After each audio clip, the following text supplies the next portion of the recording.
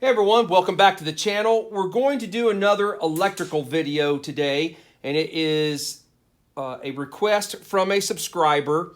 He is putting a aftermarket, probably a Lifen engine in his CT70, and he has asked me about using the original key switch.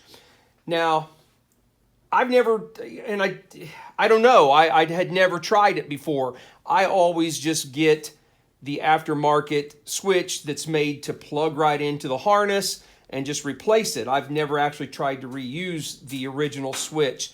I do see some reasoning behind that, especially if you have a later bike that has the helmet holder and you need the key to unlock the helmet holder. Well, you know, it'd be nice to have the same key doing both. So I can kind of see the validity of wanting to be able to use the original switch. So I had never tried it. I thought, you know what the heck, let's see what we can figure out, and if it works, we'll make a video on it. Well, I think I have figured it out. Before I get going on this little spaghetti mess I got going on here, just talk real quickly about the original, or not the original, the aftermarket key switch that comes with a 12-volt harness. Very simple system. It just has 4 wires, and essentially the green and the black and white are a group, and the red and the black are a group. And the key only has 2 positions, off and then on, off and on. And essentially in the off position, it is making a connection between the green wire and the black and white wire at the key switch, and that grounds out the CDI to kill the bike. At the same time that it's making the connection between those two, it's disconnecting the red wire from the battery and the black wire that goes out to the harness. So now you've got no 12-volt power going out to the harness. So in the off position, connection, kill the bike, disconnection, no lights. The exact opposite happens when you turn it to the on position. Now you've disconnected the green and black, so now your CDI is not grounded, the engine will run, and at the same time you've now made a connection between the red and the black, and so 12-volt power is coming from the battery, flowing through the switch, and then out to the harness to power your lights or whatever. That's essentially how that works. Really simple key switch. So how do you get something like that to work that has seven wires in it? Well, it's really not all that complicated. Just took me a couple minutes and kind of went through it.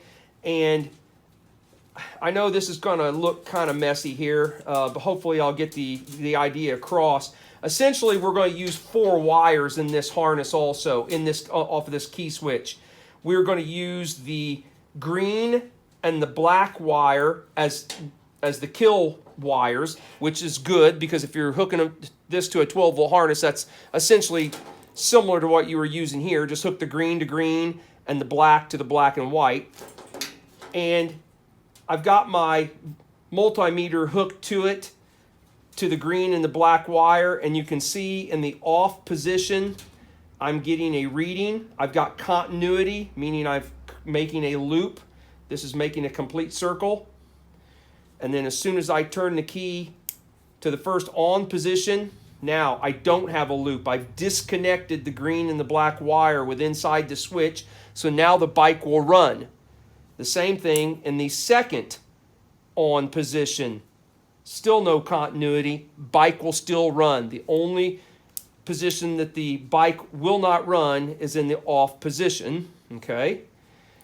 So that is the green and the black wires. The only other 2 wires you need to use in the original key switch are the brown with a red stripe and the yellow, and they will have continuity in the second position to turn the lights on. So I've put, here's a headlight, and I've got a 12-volt bulb in it. I've hooked a high-low dimmer switch to it. So we are going to take and it doesn't matter which one of these you do, you're just making a loop. You can hook either one. But I've got it set up to hook the yellow wire to the Well, you know what? I should have done it the other way. That way the colors would match. But anyway, I've got the yellow wire set up to plug into the brown and red wire on the high-low switch. That is going to feed power up that switch and then back down to the headlight. And it's going to receive that power from this the brown and red wire here. So what I'm going to do is I'm going to use a battery charger, a 12-volt battery charger, to simulate a battery. I'm going to hook a ground to the ground wire on the headlight, and I'm going to hook 12 volts from the battery charger to that brown and red wire going into the key switch. Let me set this so it doesn't short out on anything here. Doesn't ground out. Okay, so we've got everything hooked up. And hopefully you can see everything. I know we've got kind of a wiring mess here. Stick with me. So the key is in the off position. We've got continuity. Bike won't run. We've got no headlights. We turn it to the first on position. Now, we've disconnected, we've broken the loop of the green and the black wire. Now our bike will start. We still don't have a headlight, so you can use the switch just as intended. So the first on is run, no lights. Turn it to the second position, still no continuity, so bike is still going to continue to run.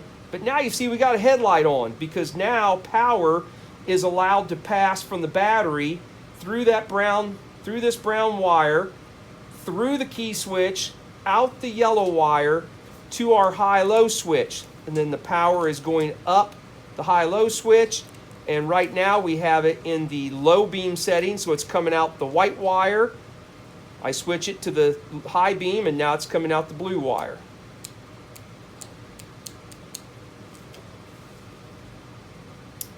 Turn it back all the way to off. Lights go out. Continuity, we just grounded the CDI. Bike dies. Hopefully that makes sense. And it doesn't matter if you're using a... I'm going to disconnect my battery charger here before we have sparks flying. It doesn't matter if you're using the earlier model key switch that doesn't have the external ground wire like this one. Doesn't matter which one you're using, you use the exact same 4 wires.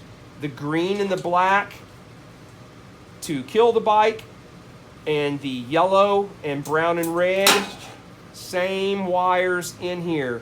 Green and black, and then the yellow and the black and the brown and red.